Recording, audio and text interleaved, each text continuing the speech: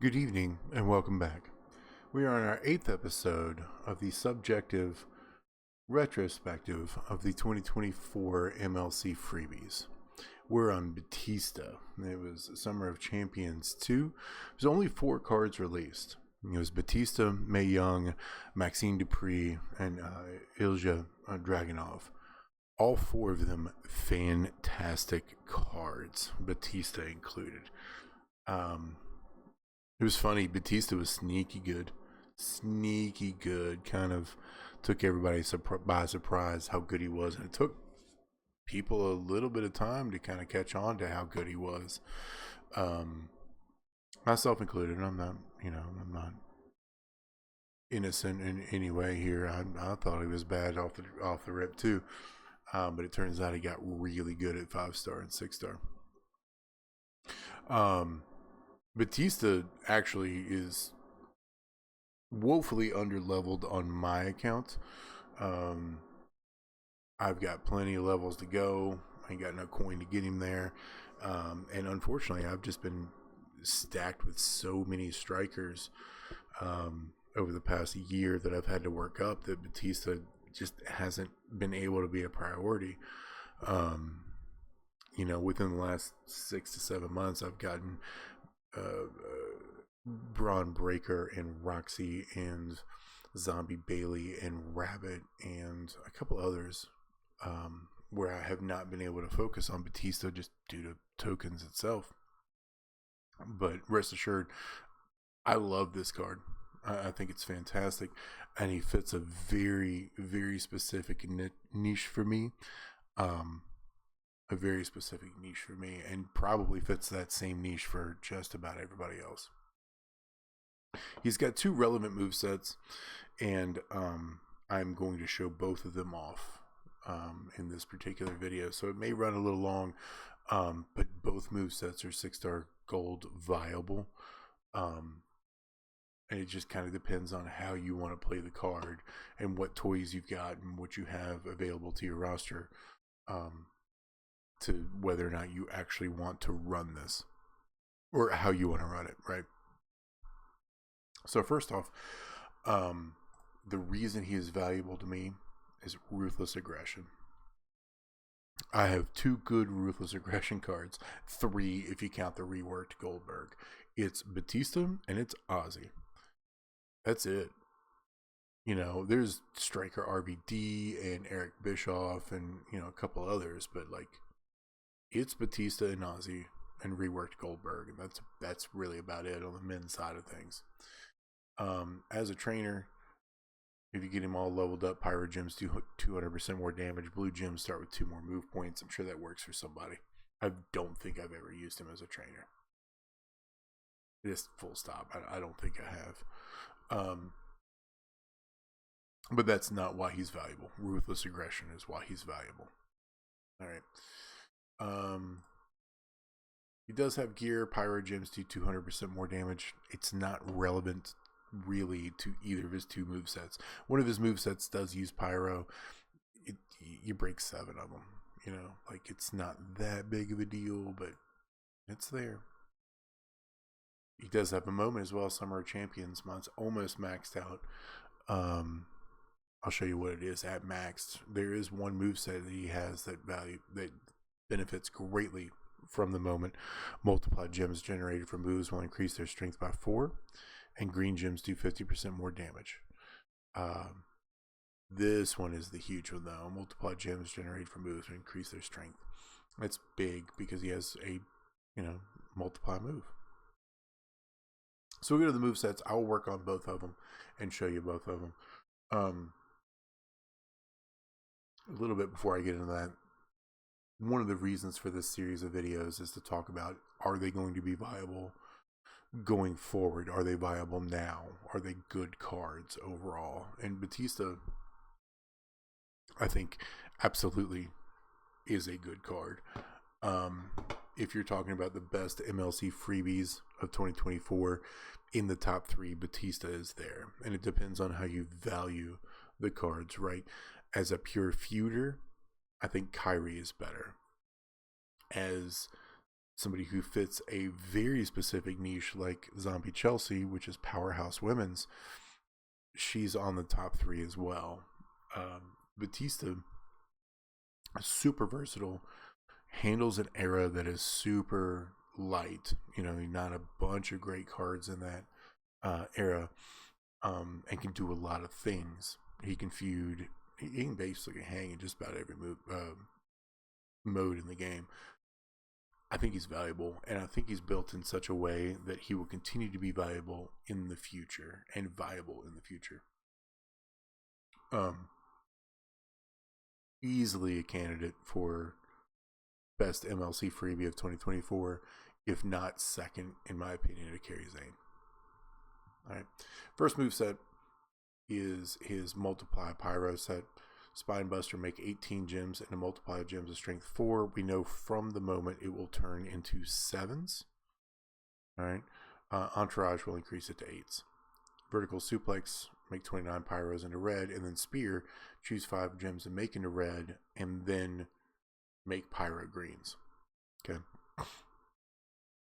Entourage is actually set up to make him viable turn 1 in feud. All right. If you look at MP here, we got 6, 7, and 8. 6 green, 7 red, 8 red. Roxy gets you 4 green. Santa gets you 5 green. Being yourself is 6 green. That's loaded. Roxy gets you 4 red. Striker Andre gets you 2 red. Plus 1 more multi. So it turns those multis into strength 8. Santa gets you 7. Being yourself is 8. And that's what loads Vertical Suplex. Zombie Chelsea is here for green gems to 30% and multiply gems to 100%. This is the best trainer for her, or for this moveset in this slot. Unless maybe you have Leo. Leo might be better, or actually Howdy might be better too. So maybe she's the 3rd best. But I don't have Leo, I don't have Howdy.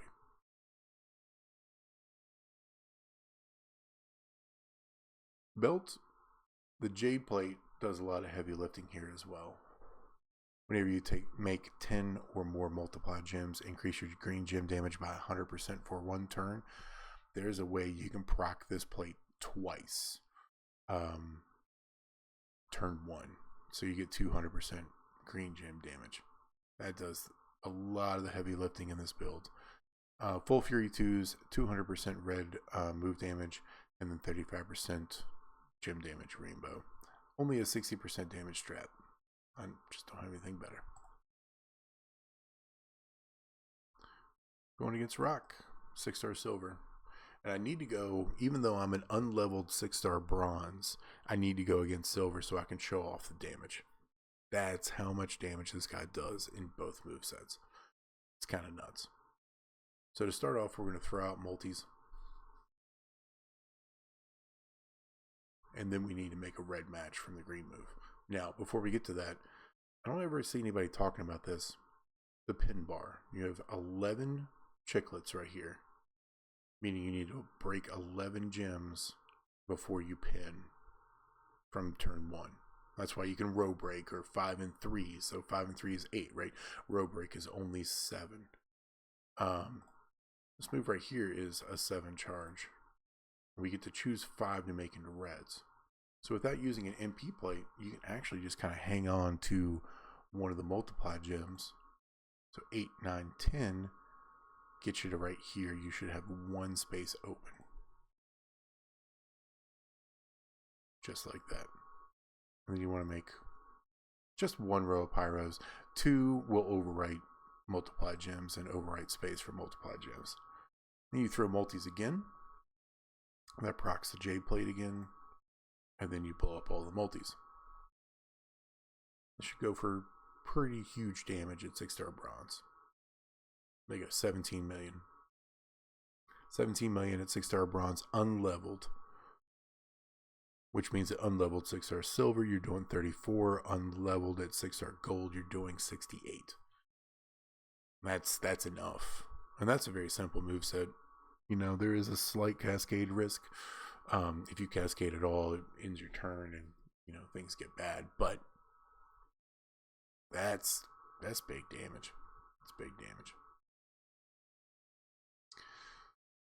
So that's one viable moveset that very clearly is 6-star gold worthy. His other one, which is my favorite because it's kind of weird, is his Jug Gem setup. So we'll throw this on here. And we'll throw his other black move on here. He has a bleed move. He has other moves that I didn't talk about, like deal some bleed. Doesn't matter. He doesn't need to do this.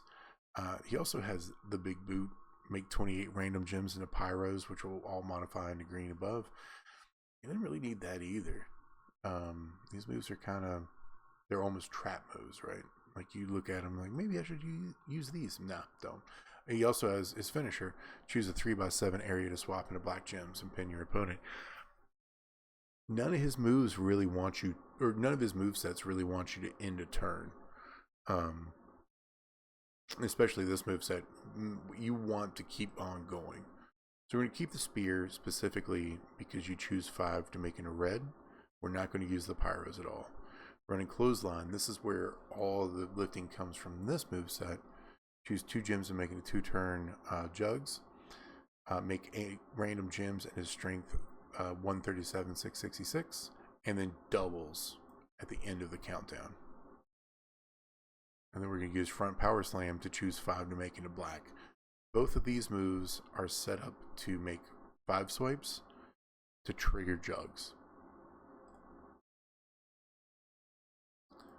The loadout, in order to get this to work, to be turn 1 in feud, is you need, I left Roxy here just for green moves. You don't actually need the red. And then Woods for black moves. Turtle Ray, power gems generated will add 200% more damage on each attack. It essentially triples this damage right here. And then Santa for 1 extra to get the green loaded. Because the green is 6, so 4, 5, 6. You also want to swap your metals with the Eye of the Tiger. Break 3 red, get 3 black. This doesn't matter because all your damage is coming from power gems. Okay. So, turn 1 you'll have green and you'll have jugs loaded. And then you're just going to figure out how many times you can bounce 5 matches.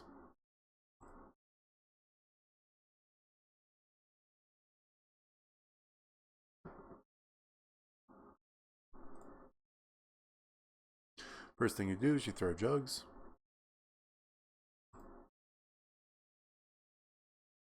Then you're going to throw reds. Nope, not like that.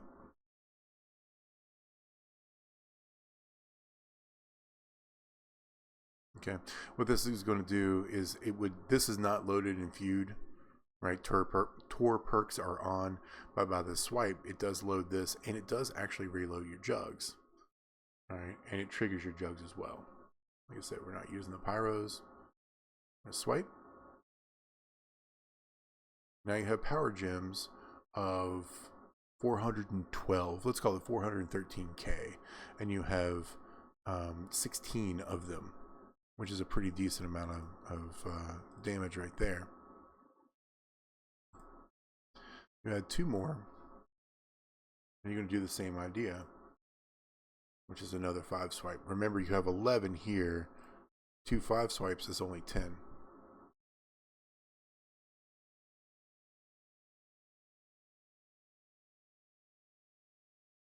Now, you've put out 32 total power gems, and it is doubled in strength. And then you have Turtle Ray. Now, each one of these power gems is 1.23 million. Let's call it 1.24 million. With 32 of them on the board, that equals just a touch under 40 million. I think it's like 39 and change. So an easy way to think about it is it's 38 million on this next swipe. You want to obviously try to not swipe very many of your power gems, but kind of doesn't matter. So we'll take out this power gem right here. We'll swipe, and you'll see HP bar just absolutely disappears because you've done close to 40 million on that swipe. Now, as you level him up and get him into 6-star silver, 6-star golds, the power of his power gems doesn't increase all of that much, but you're still swiping for 40 million. That's relevant at all levels unless you're going against showboats or Hall of Fames, etc., etc. But if you can go into a turn 2 and do the exact same thing, you're just going to melt their health anyway. Both movesets are viable. Batista is viable. He's super fun. You don't really need, I guess you do need a ton. You need like Roxy, but you can kind of work around it. If you don't have a Jade plate, you can use a Piper plate. If you don't have a Piper plate, you can use a Buzzard plate. Like, there's a bunch of different ways you can go there. But he's ruthless aggression, and he does huge damage, and it's relatively easy, and you can get him loaded in feud. I don't know what else to say. He's fantastic. He's absolutely fantastic. Top 3 MLC freebie of 2024, and I'm not even going to hate on anybody who says that he's the best one, because I can see their point. Anyway, I hope you learned something this evening. I hope you've been entertained this evening. And if you have, do me a favor. Give me a like. Give me a subscribe. Share it to your faction mates. And I'll talk to you next time.